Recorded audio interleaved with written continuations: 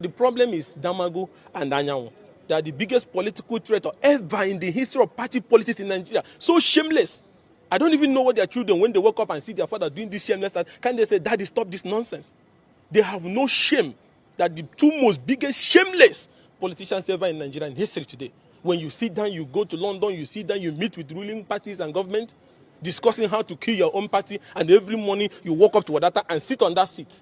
These are the kind of things that you sit one day, God can send thunder after you for what you are doing. So there are the two reasons why we are here. We're not supposed to be having this conversation.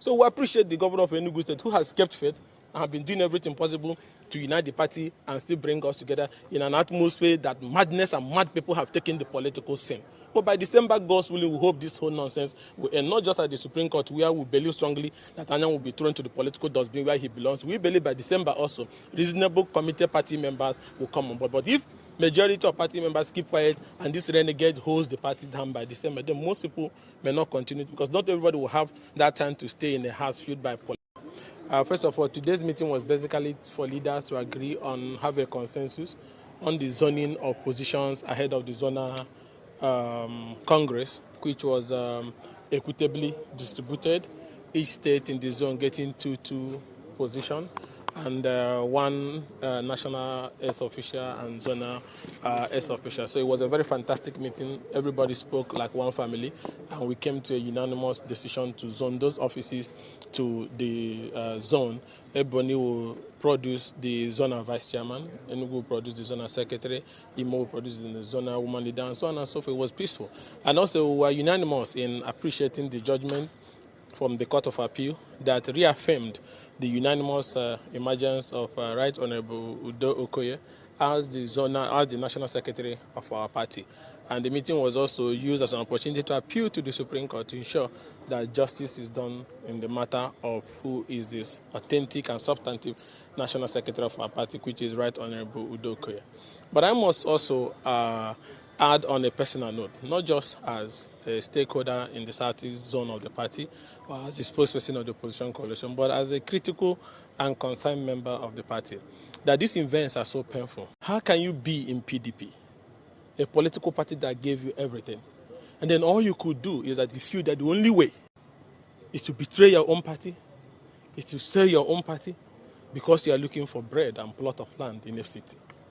This whole thing is, if things are done in the right way, if people were well raised, we will not be having this conversation. Because everybody in Nigeria expects that PDP should just not only be opposition party, but lead the opposition movement across Africa. But here we are fighting among ourselves.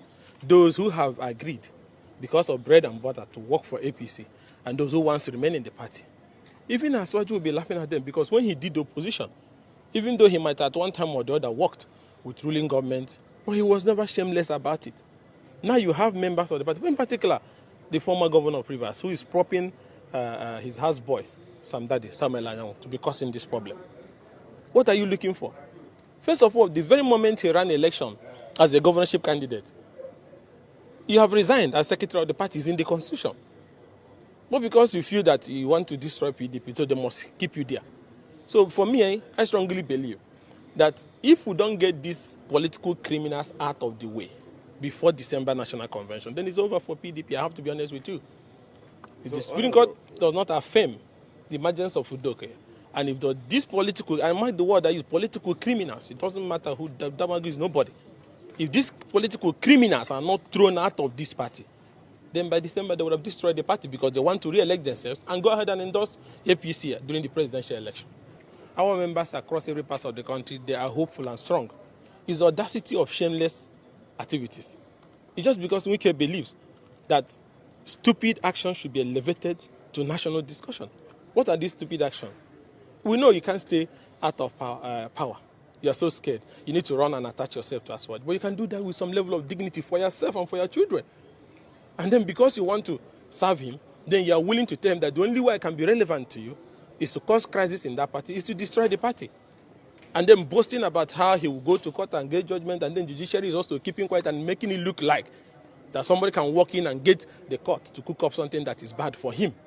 So I strongly believe that the Supreme Court has all it takes to, killing the image of the judiciary by ensuring that this decision that is legitimate and popular is also affirmed. And for all those madness, for instance, he left PDP and decamped to another political party, the 27 lawmakers. It's very clear, it's on tape. All the TV stations, you have it, the day they had that meeting. But somebody is boasting that he will get the court to affirm such stupid action. So if the court does that, then people will lose confidence in the judiciary. Just because one man once feels that without having access to the purse of a state, he cannot survive. He must remain in government. Since 1999, government and PDP have been so kind to you. But what did you give them back? Crisis upon crisis. He destroyed the party or trying to destroy the party because you want to work. You can go and work for Bola Mechi, but I don't have any problem with that. But you should do it with some level of dignity, not dancing naked in the market square. So everybody is mobilized.